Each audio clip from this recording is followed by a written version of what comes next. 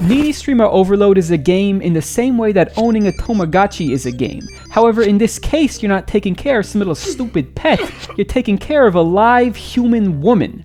That's a thing already? This game is classified as an adventure visual novel, and to the uninitiated that sounds like I just put 3 random words together, but essentially what it means is that this game is 95% reading. Centering around Ame, a girl who is 100% mentally stable, and just like any other young person that was raised in the era of the internet, has dreams of becoming a niche e-celebrity. To accomplish this, she dons the persona of OMG Kawaii Angel, and starts her journey towards becoming the #1 live streamer in the world. Alright, we've had about enough of that one. If you believe in the concept of free will, then every action or inaction taken in life is a decision. She can't do that. See, decisions create anxiety, and anxiety creates little spiders in your wall that crawl into your head while you sleep. And this is where you come in, the self-insert character known as P-chan. What does the P stand for, you ask? Take your pick. Now, as a character designed for the sole purpose of being a blank slate that the player can project themselves onto, you would probably think, oh, this character must be somewhat relatable to me and my circumstances. Wrong, because P-chan is actually dating Ame, and you're lonely and sad. The two have just moved in together, and now it's his job, or well, your job, to take her from completely unknown to 1 million followers in 30 days. And if you've ever tried to be a content creator, you would know that realistically, this sounds damn near impossible. And it is, but don't let the realistic graphics fool you, this is actually a video game. The entire thing takes place on his desktop homepage, which is pretty much what Windows 95 would have looked like if Bill Gates happened to be an e-girl. And it has all the things that you would expect a normal computer home screen to have, you know, a web browser, notepad, Google Maps, drugs, the EA launcher. I'm only kidding, I mean, you'd have to be on drugs to want this shit on your computer, am I right, guy? Okay. But the big question is, how does one become a popular streamer? Well, it takes time, effort, commitment, drive. You have to be persistent, have a will as tough as diamonds. Sexy stream, huh? I like the sound of that. Holy shit, I cannot lose! The numbers just keep going up! However, internet fame comes at no small cost. I mean, to begin with, nobody who is mentally well off will start a career as an online entertainer, alright? I mean, you would have to be some sort of vapid, insecure, money-grubbing, self-important, insecure. This game is a management sim, and there are 3 meters you really have to pay attention to during your 30-day streaming stint. Stress, affection, and mental darkness. Stress is bad. Obviously, and goes up when you do things like streaming or going on Twitter. Affection is good, but goes down when you do things like make her do cam girl shit or let her go on dates with random dudes. And mental darkness is cool. It gives you schizophrenia. And it goes up when you do things like browse 4chan or overdose on them benzos. And what goes up can also go down. See, while drugs increase mental darkness, they lower stress. While pimping out your girlfriend to random dudes may seem immoral, it also lowers stress. And you can even do healthy things like sleep or go outside. But I'm gonna let you guys in a little secret here. See, there's one way to lower both stress and mental darkness while simultaneously raising your affection.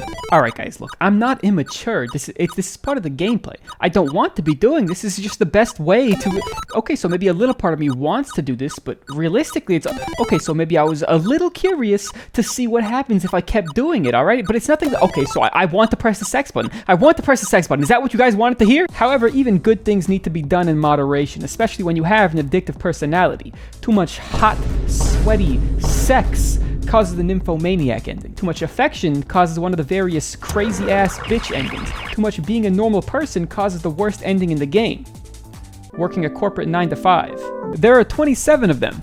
Endings, that is. See, that's actually the real goal of the game, is to see all of the endings, which range from you getting cucked, to you getting cucked, to you getting cucked.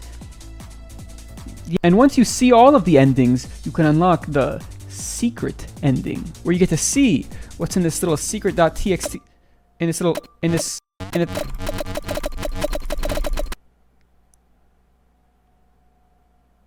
piece of shit! A vital part of making good content is having good ideas. Now, as nice as it would be to have ideas just magically pop into your head, the best way to actually come up with ideas is to steal them from other people. Or you could try to gain inspiration by actually doing things. Any activities you force her to partake in also have a chance of sparking a little idea bubble in her mind. This is how she comes up with all her brilliant ideas for stream topics, like me eating ice cream, lobotomy ASMR, retro game streams, die. Not all of the ideas are winners here. During her streams, you take on the role of a content moderator, deleting potentially inappropriate comments. See, the most stressful part of being an online creator is looking at what other people have to say about you, which is why I carved out both of my eyeballs. Now let's get down to brass tacks, alright? See, there are two sides to every internet personality. A depressed, mentally ill loser, and an anime girl. Nobody cared about who she was till she put on the multicolored wig. A character created by a lonely, insecure young girl. A Shakespearean-level play portraying somebody that is happy, confident, the nicest person in the world. Follow her, love her, worship her. The facade will never break. Until it does. But, everybody in or around the entertainment industry is lying. I mean, if you didn't, nobody would like you. The real you is ugly and boring. For example, I play the role of an American Zoomer content creator with chiseled six-pack abs and a face that would put K-pop stars to shame. But in actuality, I'm a 70-year-old Tibetan watermelon salesman. It is your job as P-chan to maintain this convenient lie by maintaining her sanity. If you want. You can't help somebody that doesn't want to help themselves, and no matter how much validation she receives, it's never enough. And what is a person to do anyways? Having been force-fed a popular narrative, now you equate your worth to an ever-shifting goalpost of views and likes. It doesn't take much for the cracks to start showing, and when they do, eesh. Fellas, you ever live stream so hard you turn into Ted Krasinski? But you want to help her. At least I did on my first playthrough. I mean, I didn't want her to get addicted to drugs. I didn't want her to form a god complex. I didn't want her to become emotionally and financially reliant on my support to the point where I was the only thing in her life keeping her from offing herself. And somehow along the way, I actually ended up happening to develop real-life feelings for this pixelated woman in some sort of messed up parasocial way. Then I got the cuck ending. Fuck this bitch. Despite being categorized as a horror game, nothing in this game is enough to actually scare the socks off of somebody, but it is enough to make you feel a mix of anxious, disturbed, and potentially aroused. Psychological horror usually tries to invoke fear through methods more grounded in realism. Now, I wouldn't say that this game is an authentic representation of real life, at least not mine, but it does tackle real, relevant, emerging issues in our society through the lens of satire.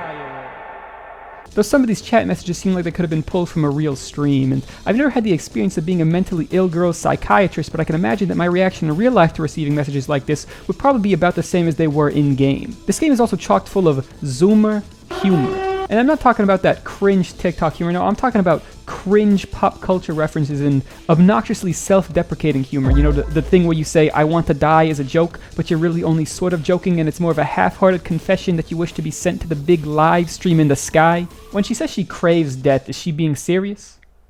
Probably, but I'd be lying if I said some of these morbid conversations didn't get a chuckle out of me. And sometimes the game even lets you make your own morbid fun. So you're telling me I can make her tweet whatever I want?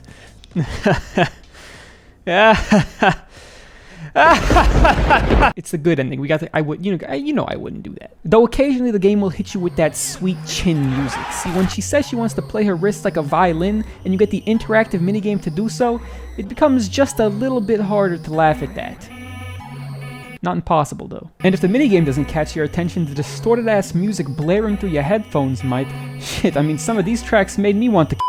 In this game, there is a song for every emotion. Happy or sad, bored or anxious, all of them do well to convey the mood, and all of them are heat.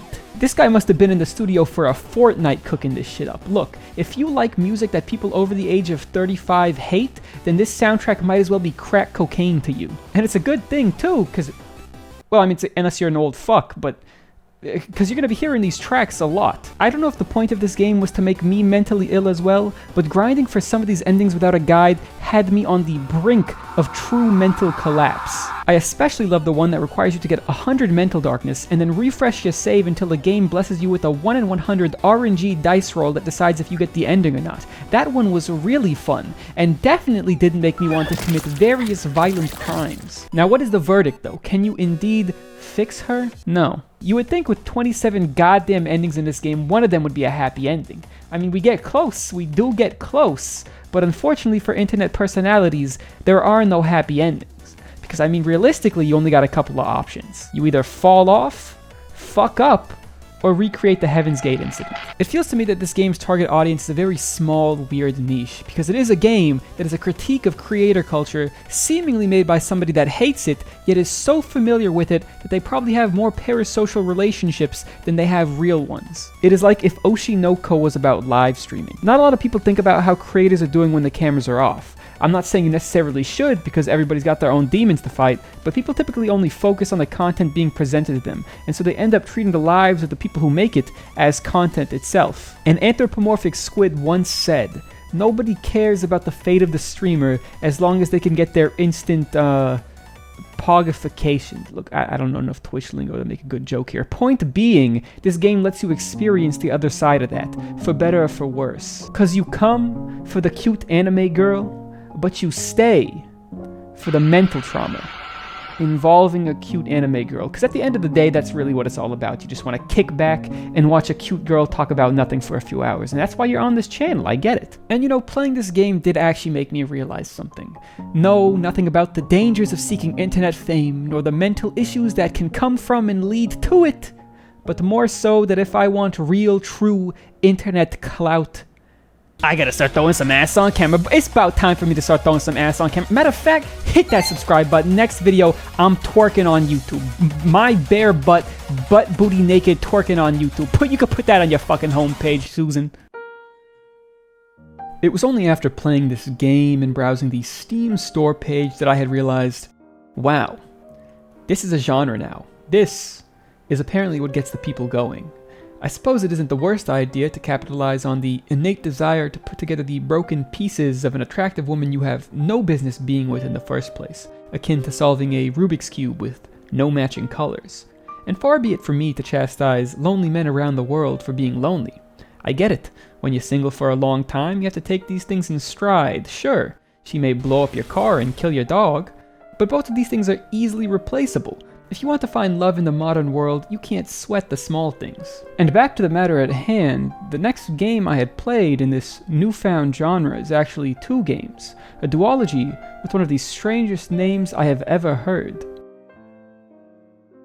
Milk inside of a bag of milk inside of a bag of milk. And its cleverly named sequel, Milk outside of a bag of milk outside of a bag of milk. And I already know what you're thinking. Yes, bagged milk is indeed a dirty Canadian invention. I was a bit scared to boot up the game myself, but you will be happy to hear that this game probably takes place in Russia.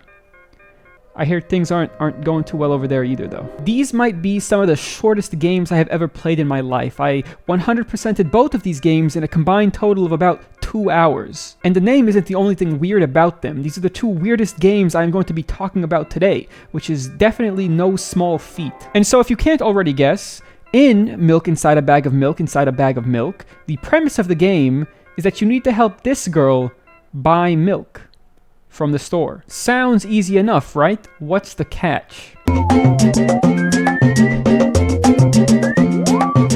This game is part of an ever-growing group of games which one of my friends has aptly dubbed the indie game about depression. In this game, you essentially serve as this girl's inner monologue, keeping her company and making sure she doesn't fuck up the incredibly simple task of purchasing la leche. You walk to the store, you peruse the aisles, you talk to whatever this is, you buy the milk, you walk home, you try to get her to accept reality and fully grasp the truth of her situation.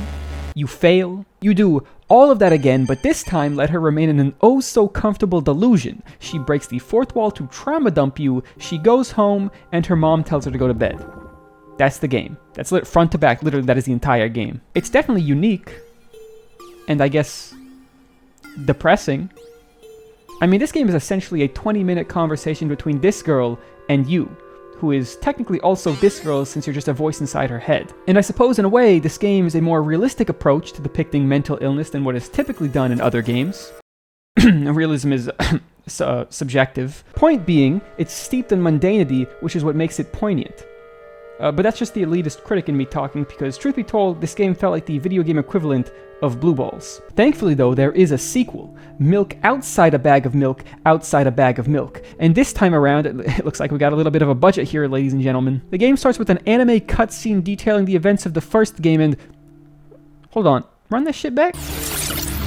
That's a fucking carton of milk! The story picks up from when our unnamed protagonist arrives at her apartment. And if it wasn't obvious already, this girl is struggling with multiple things, one of which happens to be some sort of psychosis. Her perception of reality is warped. For example, this is how she sees her mother. Still wood, but when she gets to her room, this is when the actual game begins. Once again, you assume the role of her inner voice guiding her. The point of this game is to help her organize her thoughts, which happen to take the shape of little fireflies. Doing so will make her happy than she was before, and ready to go to sleep. Instead of a visual novel, this game is more of a point-and-click adventure.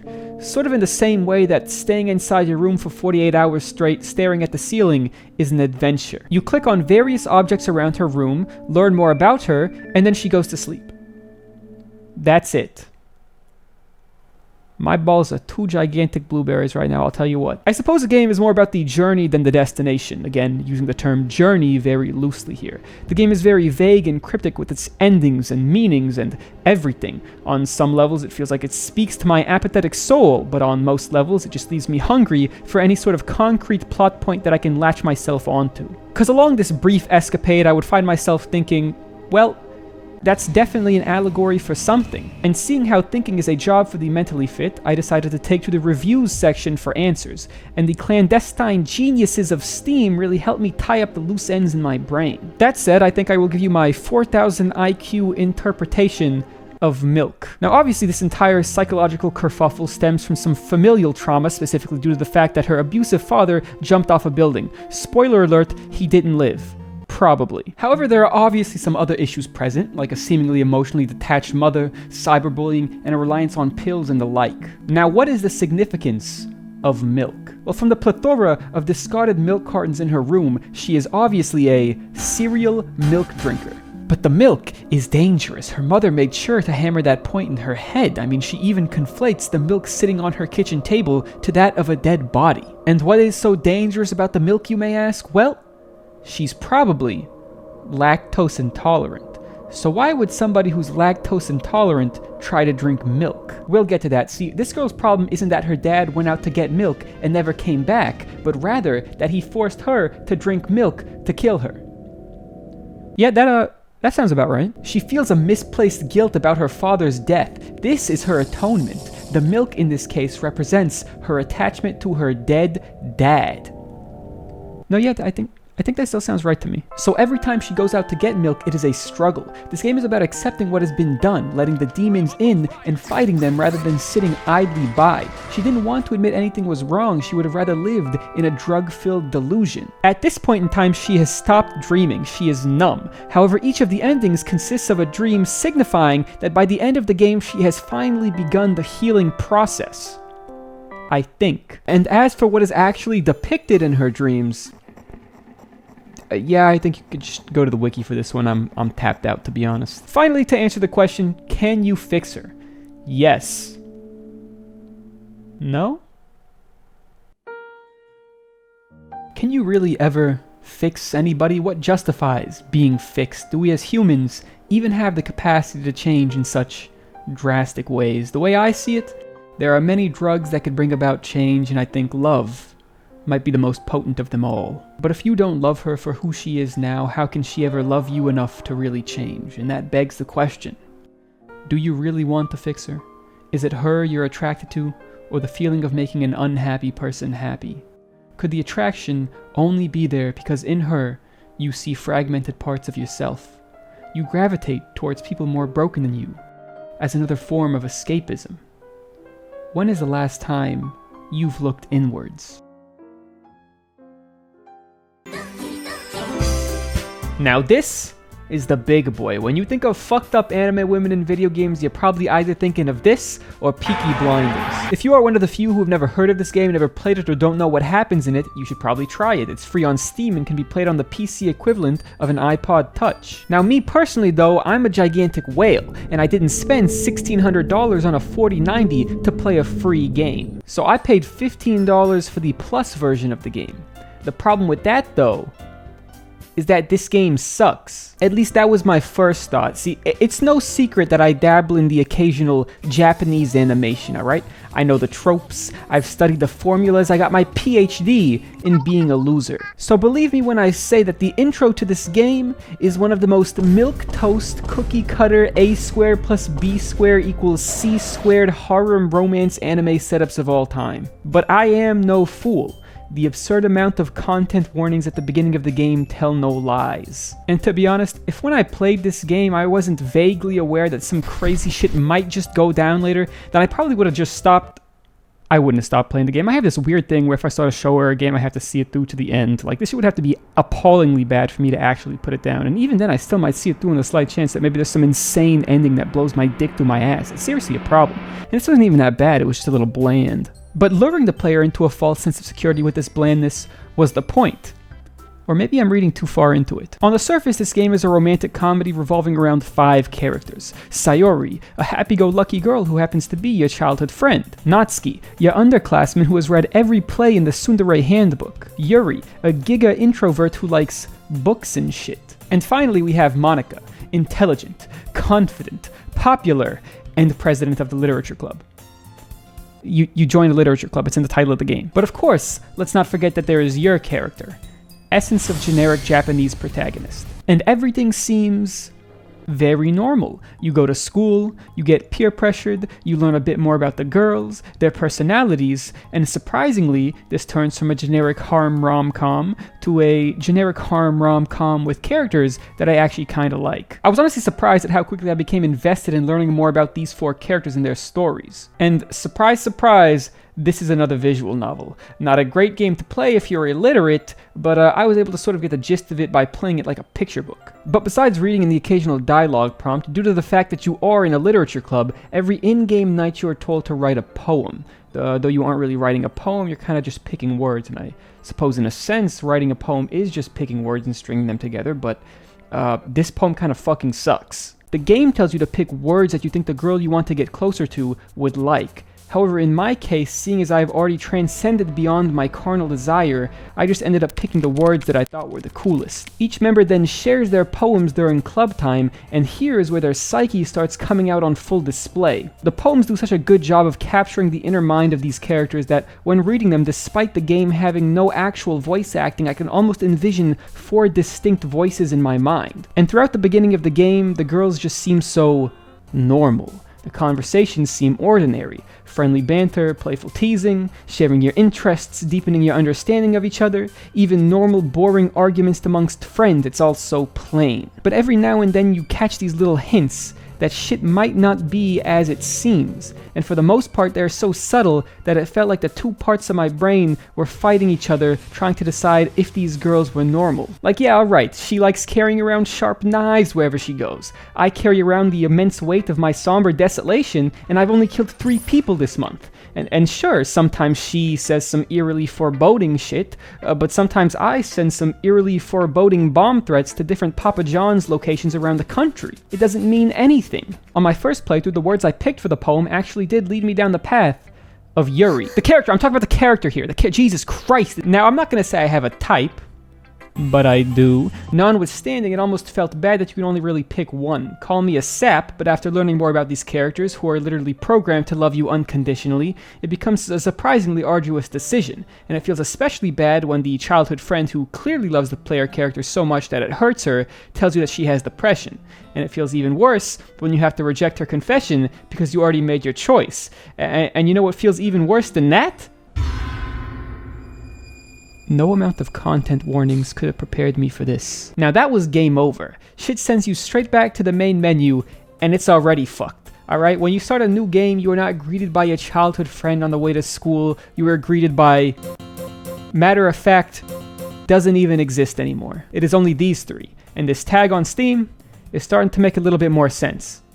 I'm still confused about this one though. What seemed like mild inconveniences at first quickly turned into this. The characters have dialed up their levels of unhinged astronomically, but it is not only them breaking, it it's the game itself. In the first go around, there was this harmonious vibe. Everybody was nice to each other. They were just friends, sharing poems, and having fun in a literature club. This time around, though, everybody is cold and bitchy, and their small disagreements are a little less like friends bickering and a little more like my inner monologue. And what is the reason for this? Well, an observant gamer would notice that every girl in this game is designed to have one thing in mind: the player character's dick.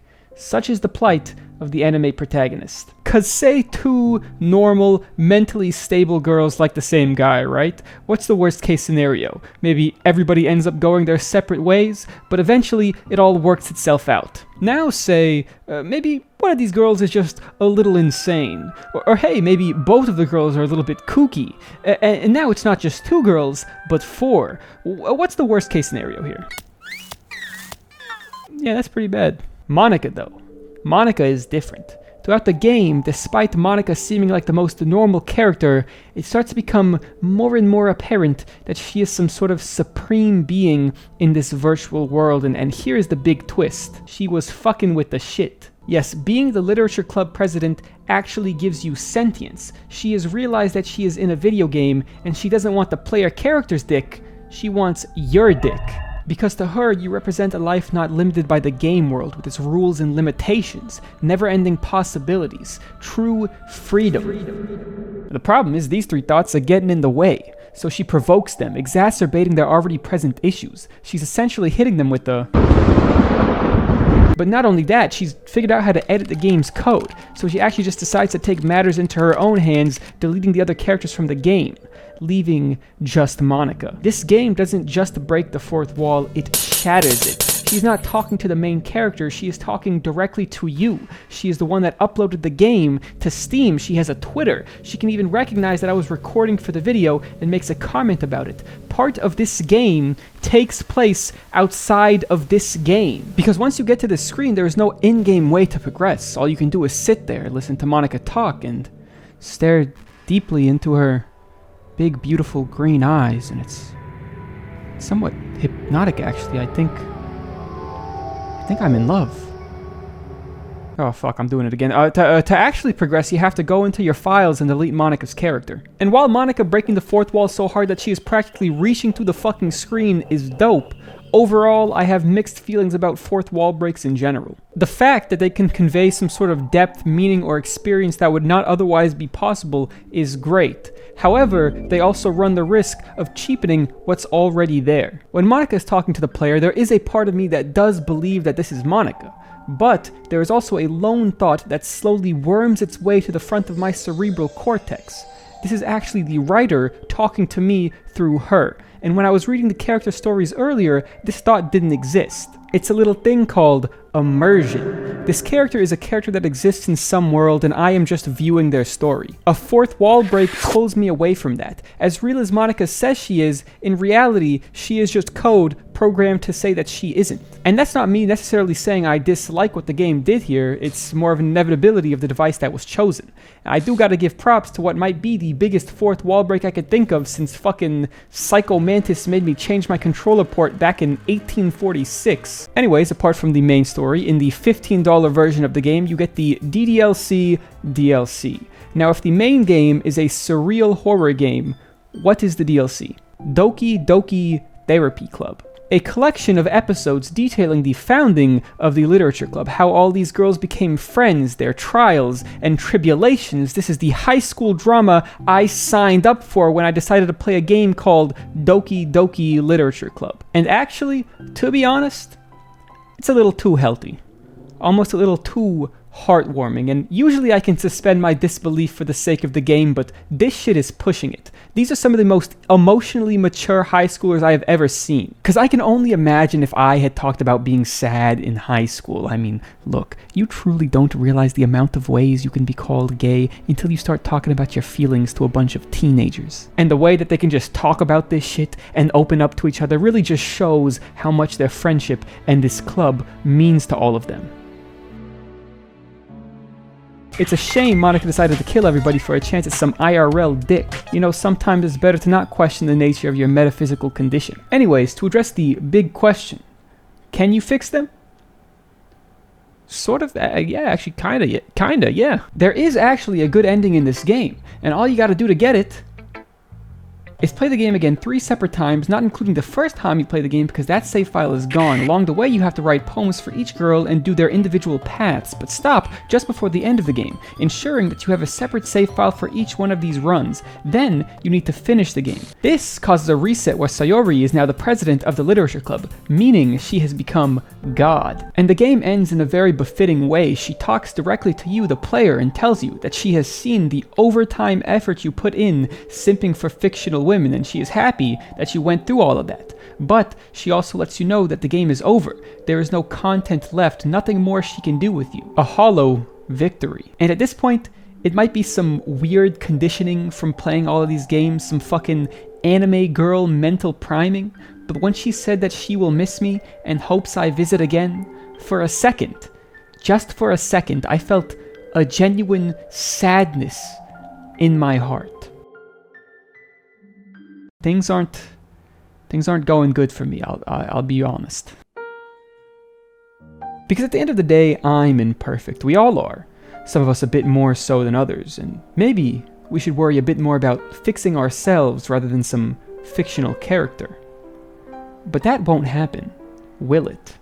Because you people are all sick. You get your rocks off to this type of shit. It is affecting industries. In the time it took me to record this video, I have spotted multiple new instances of this. Games are being entirely built on this premise, and if there is even a remotely crazy girl in a piece of media, you can guarantee there will be people saying this shit in the comments. I miss the days when people were just into girls like Ramona Flowers, but no, now we're not batting an eye till she's got an actual fucking body count. And I'm not talking about in the sack. But you know, who am I to judge? I mean, I just played 3 of these games. You know, I've been thinking about becoming a misogynist lately. What do you guys think? Professional misogynist. It's kind of got a nice ring to it.